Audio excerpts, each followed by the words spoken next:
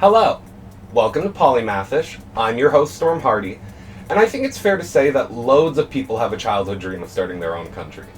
Whether it was just a power fantasy or you were drafting laws for your nation as a kid, it doesn't really matter because usually the stream fizzles out for most people. You'll learn that not only do you need land in international waters, that land can't be claimed by anyone else. So you move on. Well, most of us do anyways. But if you were Roy Bates, you set your sight on nationhood with a unique plan.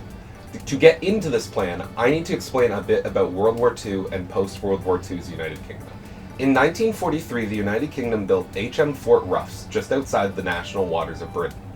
Also known as Ruffs Tower, it was built as one of several Manswell sea forts to defend the coast of Britain from a German air raid. Ruffs Tower was essentially a platform mounted on two giant concrete pillars, anchored to a sandbar just outside the national waters of the UK.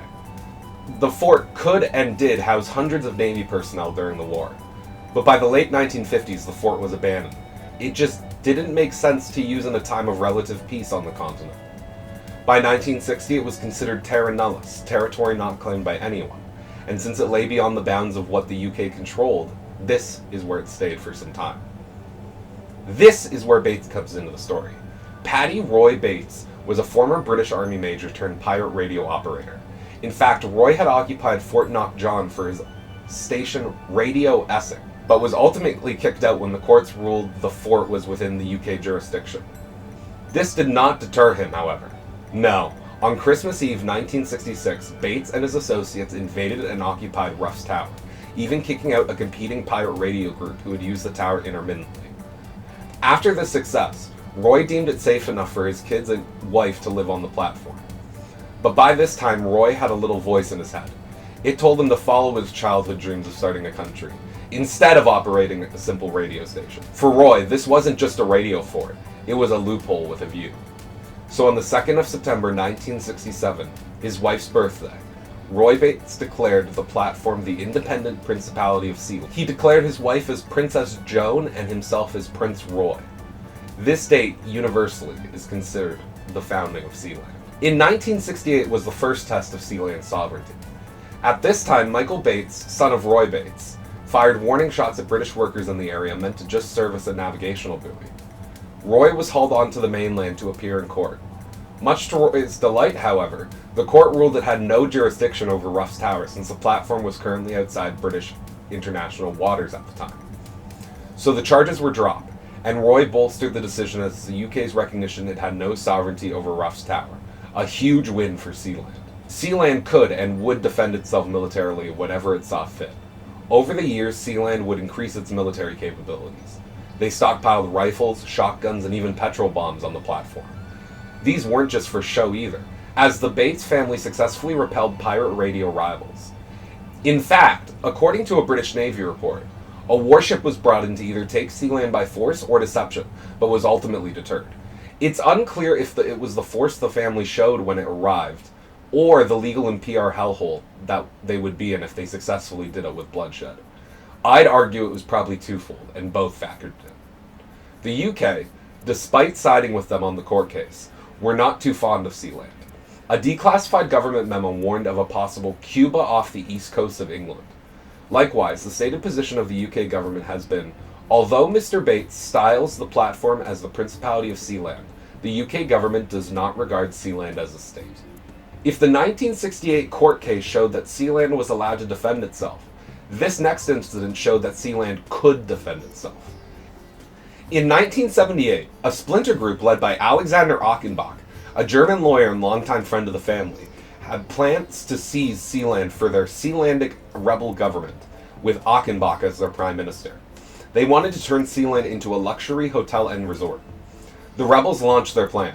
With Roy and Joan off the platform at the time, they decided to go to Sealand to discuss business with Michael, the highest ranking member there. They arrived on speedboat and helicopter, and, once on the platform, took Michael Bates hostage.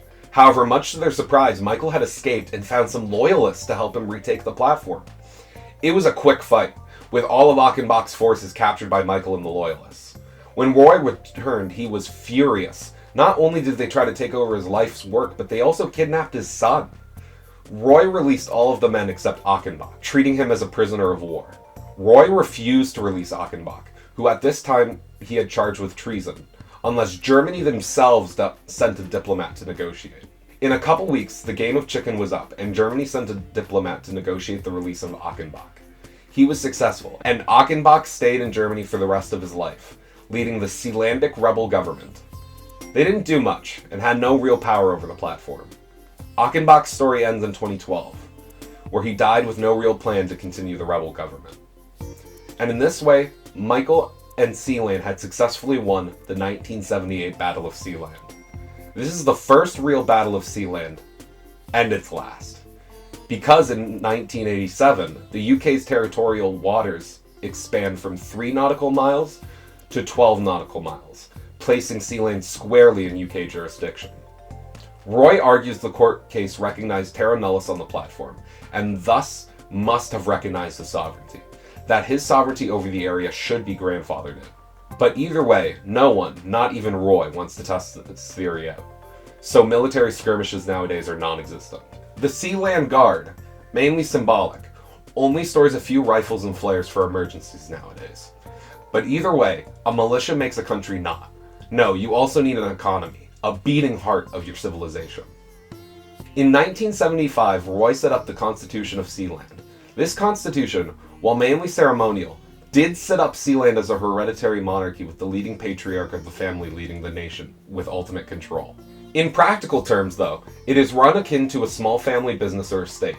One of the earliest commercial ventures set up, immediately after the founding of the Constitution, was the issuance of commemorative coins and postage stamps bearing Sealand's name and symbols, which were sold to collectors worldwide.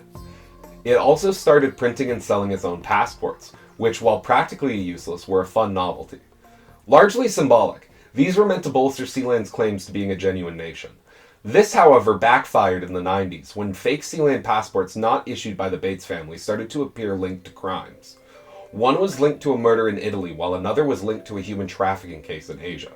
In 1997, in response to all of this, and to avoid backlash, Roy Bates revoked every Sealand passport, essentially nullifying the document.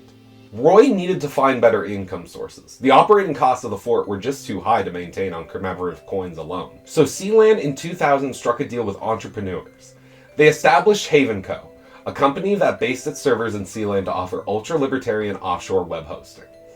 This venture, backed by investors and cypherpunks, aimed to use Sealand's semi-autonomous status to host services such as online gambling and file sharing, away from prying government eyes. In practice, however, their grand plan stalled. The family and investors had disagreements about the Bates family control in the project. It was clear Haven Co. wasn't going to save them. So in 2007, 1 year before Haven Co. officially fizzled out, the Bates family had an idea. Sell Sealand. They listed Sealand with a Spanish broker asking for bids around £65 million. Most notably, the Pirate Bay launched a tongue-in-cheek crowdfunding campaign. They planned to use the platform as a sanctuary against copyright law. However, ultimately by 2010, it remained unsold, and any other sale never materialized, and the Principality of Sealand lay solely in the hands of the Bates family. Sealand is often considered the smallest country on Earth, and this whimsical image is the true main export of Sealand. Sealand has been featured in countless articles, documentaries, and online discussions as a unique geopolitical anecdote. In the wider micronation movement, Sealand holds a place as one of the most enduring and serious attempts at nation building on a micro scale. Sealand has had its flag planted on the top of Mount Everest and other locales. Athletes have represented Sealand in obscure sporting events, and enthusiasts have organized Sealandic national teams in soccer and even ultimate frisbee. And while those are more for fun than serious competition, it reinforces the meme of it being a tiny nation that play acts the part of a real country. So Sealand nowadays capitalizes on its notoriety. They started an online e-citizenship program, for a fee. They sell the Constitution, personalized email addresses, stamp collections, and loads of other merchandise. However, their most notable program is selling aristocratic titles and dignities. Although legally meaningless, they provide a silly way for people to support Sealand while gaining a novelty of their own. Many people you may know are aristocrats of Sealand. For example, Ed Sheeran is a baron of Sealand. This confirms my pet theory that the song Shape of You is actually about Roy Bates. But even though colloquially Sealand is known as the world's smallest country, in actuality, much to the Bates' chagrin, not a country. According to the Montevideo Convention of 1933, which is basically the closest thing for a checklist the modern world has for what counts as a country, the 4 things required are a government, the capacity to enter relationships with other states, a permanent population, and a defined territory of natural land. Even in the most generous of interpretations, Sealand fails the permanent population and defined natural territory clauses.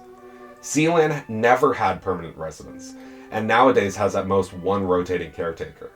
Likewise, Sealand is an artificial platform, and thus not natural land that can be claimed as nation space. Even the Bates family argument of grandfather's sovereignty falls apart when you realize that Sealand had, at no point, met all 4 conditions necessarily. Likewise, not a single country has recognized Sealand as a nation, meaning it likely fails the capacity to enter relations with other states. On October 9, 2012, Roy Bates died quietly at a care home in Leigh-on-Sea, Essex, after having had Alzheimer's for several years. A small memorial was held, and messages poured in from thousands of supporters around the world. Michael Bates had already been prepped for succession, having taken care of day-to-day operations since 1999 as Prince Regent. It was less so a surprise and more a bitter inevitability to him. He built this country with his father, and he wasn't going to let it die with his father. The Principality of Sealand remains to this day. Michael resides on mainland Essex in England, where the family runs a fishing business, and they only visit the platform periodically. Michael's son, James Bates, has represented Sealand at academic conferences on micronations and is presumably the heir apparent. Princess Joan remained an iconic figurehead until her passing in 2016. That's where the story of Sealand ends for now, but maybe, just maybe, they'll find their way back to notoriety again. I think the dream of building your own nation is a noble one. You want to fix the world's problems and you see the gridlock and corruption in the world and think you can do it yourself. Isn't the ability to do, that ultimate ability, what makes us human? Our ability to look at problems and envision a future in which they could be fixed. So I hope the Bates family never give up on Sealand. Because if anything, it's the most representative thing I've seen of human nature in a long while. If you enjoyed this video, please be sure to like and subscribe. Thanks for watching, and remember, never stop thinking.